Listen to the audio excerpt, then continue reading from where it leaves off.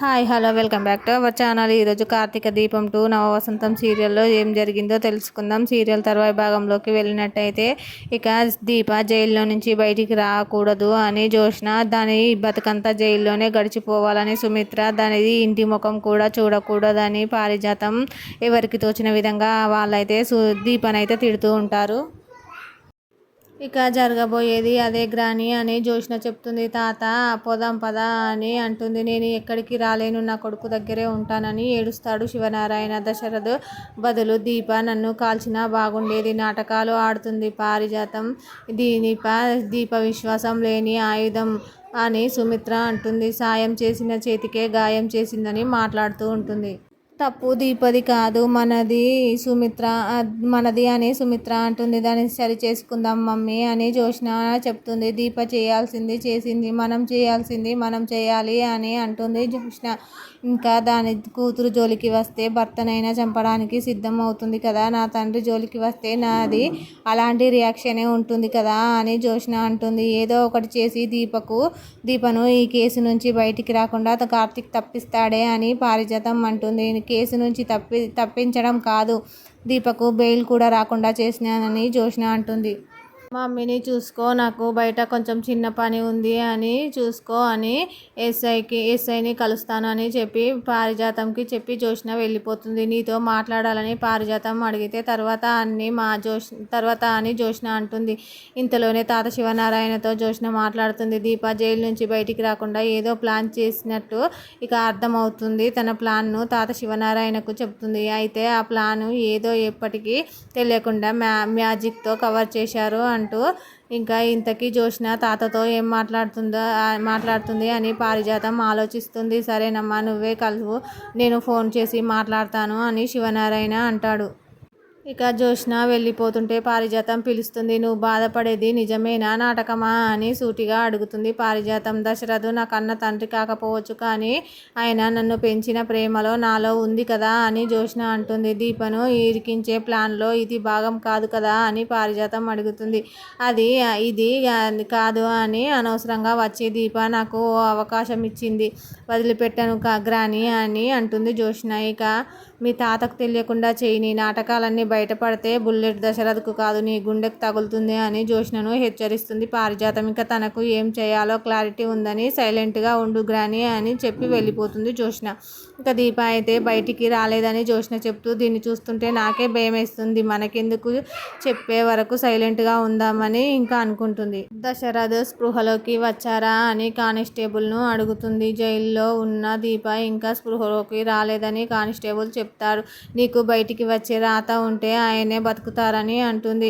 నా కోసం కాదు, సుమిత్రమ్మ కోసం బతకాలని దీప అంటుంది.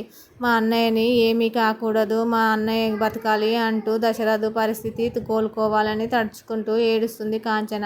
ఇక సుమిత్రకు ఫోన్ చేసి పరిస్థితి తెలుసుకోవచ్చు కదా అని అనసూయ అంటుంది. ఫోను వదిన దగ్గర లేనట్టుంది, కాల్ లిఫ్ట్ చేయడం లేదని అంటుంది. శివనారాయణకు కాల్ చేయాలని అనసూయ చెప్తే అంత ధైర్యం రావడం లేదని కాంచన అంటుంది. మీ పిన్ని పారిజాతానికి ఫోన్ చేసి మాట్లాడాలని చెప్తుంది. ఇక దీంతో ఫోన్ చేస్తుంది కాంచన. ఇక నీ దగ్గర ఫోన్ లేదు కదా, నీకోసమే కాంచన చేసిందేమో అని సుమిత్రతో పారిజాతం చెప్తుంది. కాల్ కట్ చేయాలని కోపంగా అంటాడు శివనారాయణ. ఇంకా మళ్ళీ కాల్ చేస్తుంది కాంచన. ఎందుకు ఫోన్ చేసిందో నువ్వు అడుగు అని సుమిత్రకు ఇస్తుంది పారిజాతం. పిన్ని ఒకసారి వదినకు ఇస్తావా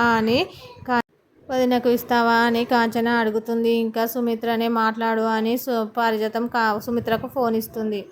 ఇక సుమిత్ర ఇలా అంటుంది, ఎందుకు నీ కోడలు చేసిన పనికి ఎంత బాధపడుతున్నానో తెలుసుకునేందుక కానీ సుమిత్ర అంటుంది. అన్నయ్యకు ఎలా ఉంది వదిన అని కాంచన అడుగుతుంది. నీ కోడలు చేయాలనుకున్నది ఇంకా జరగలేదు అని మాటలు అంటుంది సుమిత్ర అనే మాటలకు కాంచన వదిన అని బాధగా అంటుంది. ఇంకెప్పుడు నువ్వు నన్ను అలా పిలవద్దు, ఎందుకంటే మన మధ్య ఉన్న వదిన అన్నల బంధం చచ్చిపోయింది, మీరంతా కలిసే నా భర్తకు ఈ గతి పట్టించారు అని సుమిత్ర అరుస్తుంది. వదిన కావాలంటే నా గొంతుని చంపేయి, కానీ ఇలా మాట్లాడుతుంటే ఊపిరి ఆడడం లేదని ఏడుస్తుంది కాంచన. ముందు అన్నయ్యకు ఎలా ఉందో చెప్పు అని కాంచన అడుగుతుంటే సుమిత్ర దగ్గర నుంచి ఫోన్ లాక్కొని పారిజాతం నీకు కొంచెమైనా సిగ్గుందా అంటూ నోటికొచ్చినట్టు మాట్లాడుతుంది. బాధపడుతున్నట్టు డ్రామా కొనసాగిస్తుంది పారిజాతం.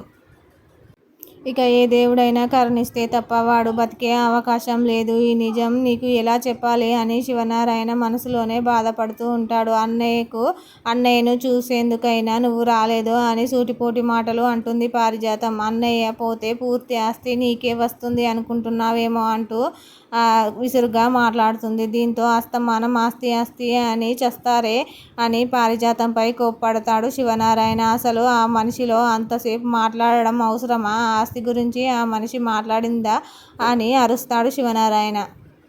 ఇక కాంచన బాధగా అంటే, నిన్ను కన్న పాపానికి మీ అమ్మ చనిపోయి సుఖంగా పోయింది, కానీ నేను బతికి ఉంటే ఎందుకు కన్నావా అని ఏడ్చేది, బతికి ఉంటే కానీ నిన్ను ఎందుకు కన్నానా అని ఏడ్చేది అని శివనారాయణ అంటాడు. దీంతో అయ్యే అంటూ తల బాదుకుంటూ ఏడుస్తుంది కాంచన. తండ్రిగా నా ఆఖరి కోరిక అని శివనారాయణ అంటే, అలా మాట్లాడొద్దని కాంచన అంటుంది. నువ్వు ఎప్పుడు నాకు కనిపించకు అని శివనారాయణ అంటాడు. ఇక దీంతో బోరున విలిపిస్తుంది కాంచన. ఆగు చెల్లమ్మ, వాళ్ళేదో ఆవేశంలో అన్నారని ఏడుస్తున్న కాంచనతో అనసూయ అంటుంది. ఇక నా కన్న తండ్రి అసహించుకున్నాక నేనెందుకు బతకాలి అంటూ మరింతగా ఏడుస్తుంది కాంచన. తల బాదుకుంటూనే ఉంటుంది. ఇక కోడలేమో హత్య నేరం మీదేసుకొని పోలీస్ స్టేషన్లో ఉన్నది.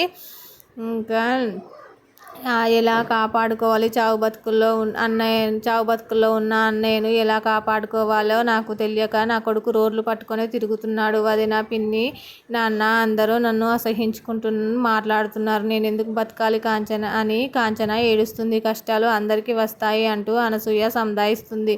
ఇంకా దీప అందరి గురించి ఆలోచించి తన బతుకు నాశనం చేసుకుంది అంటుంది. మనం ఏం చేయలేమని బాధపడుతుంది. కుబేర్ ఫోటో చూసుకుంటూ ఇక ఏడుస్తుంది. ఆయనే నన్ను కాపాడుతాడు అని జైల్లో కూర్చొని ఆలోచిస్తూ ఉంటుంది దీప. ఆయన గుండెకు తగిలిన బుల్లెట్ నేను పేల్చింది కాదని తెలుస్తుంది.